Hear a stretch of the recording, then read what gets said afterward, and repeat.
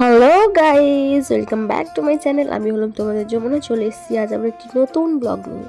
তো সেদিন ছিল সোনামুখী শালমোহনের মেলার শুভ উদ্বোধন, আর তার সাথে সাথে সরস্বতী পুজো, আর তার সাথে নেতাজি সুভাষচন্দ্রের জন্মদিন। তো প্রথমেই আমরা সোনামুখী বোর্ডিং মাঠে পৌঁছে গিয়েছিলাম, কিন্তু সেখানে গিয়ে দেখি ফাঁকা, কেউ আসেনি, কিছু শুরুও হয়নি। তার জন্য আমরা চলে গিয়েছিলাম সোনামুখী বিজে হাই স্কুলে মা সরস্বতীকে দেখার জন্য। তো এখানের প্যান্ডেলটা বেশ ইউনিক করেছে, খুব ভালো লাগছিল দেখতে। আর আমার সাথে ছিল আমার দিদি, আমার বান্ধবী, আমার বোনপো আর আমার বোনেরা।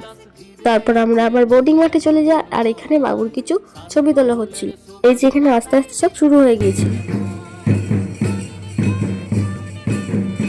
তারপর এখানে আমি চলে যাই ছোটবেলার সে স্মৃতি, সেই কার্টুন ছোট ভীমের সাথে দেখা করতে।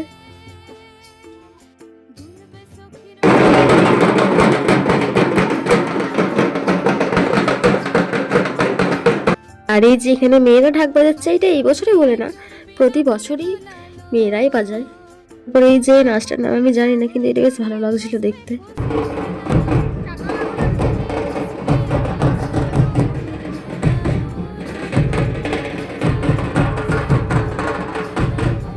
কাল 5টার পর সবাই এসছে, যেহেতু আমরা প্রথমবার উদ্বোধনে গিয়েছিলাম তাই আমরা 4টার সময় চলে গিয়েছিলাম, আমরা জানতাম না।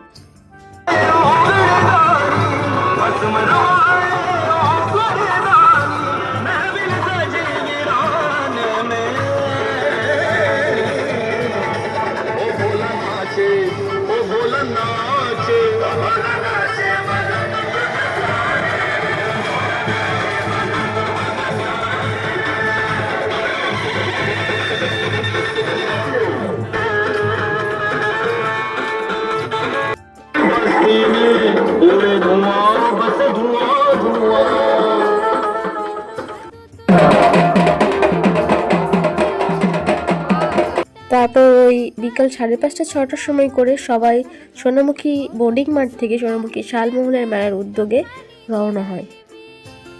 আর এই ভিডিওটি আমার এডিট করা হয়নি, আমি সময় পাইনি, জানি না কি করছিলাম, আমি সময় পাইনি, তো তাই আজকে এডিট করলাম।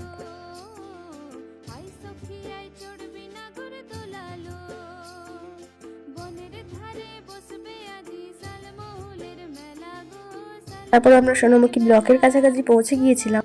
তারপরে এইখানে এই যে আমরা চলে এসেছি সোনামুখী শালমোহনের মেলায়।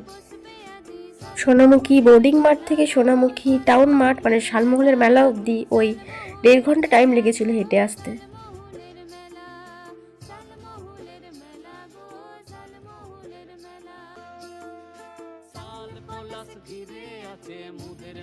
পরে আমরা মেলা ঘুরে চলে যাই চা খেতে, আর এই শীতে তো চা না খেলে হবেই না, তার জন্য আমরা নিয়ে নিই তান্দুরি চা।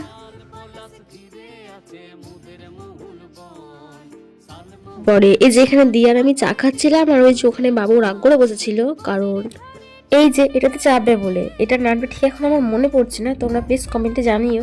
মোগলাই খেয়ে বাড়ির দিকে রওনা দিই। সবার ভালো লাগলে সবাই লাইক, কমেন্ট, ফলো, শেয়ার করে দিও। আজ এখান পর্যন্তই, সবাইকে tata, bye bye, good night, সবাই ভালো থেকো।